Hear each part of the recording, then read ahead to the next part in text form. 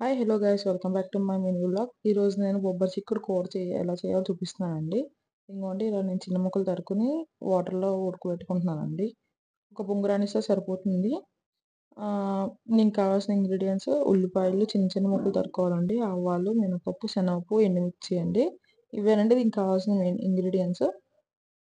మనం oil heat చేసుకుని దాంట్లో ఆవాలు, శనగపప్పు, మినపప్పు, ఎండుమిర్చి వేసుకుని ఒకసారి వేగాక ఆనియన్స్ చిన్న చిన్న ముక్కలు కట్ చేసుకున్నాక అవి కూడా వేసేసుకున్నామండి. అవి వేసుకున్నాక కరివేపాకు కూడా కొంచెం వేసుకున్నాము.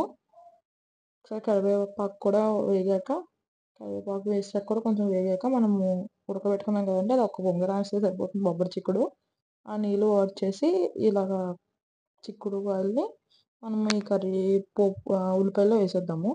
దాంట్లో చిటికెడు పసుపు, ఉప్పు, కారం మీ టేస్ట్కి తగ్గట్టు వేసుకోవాలండి.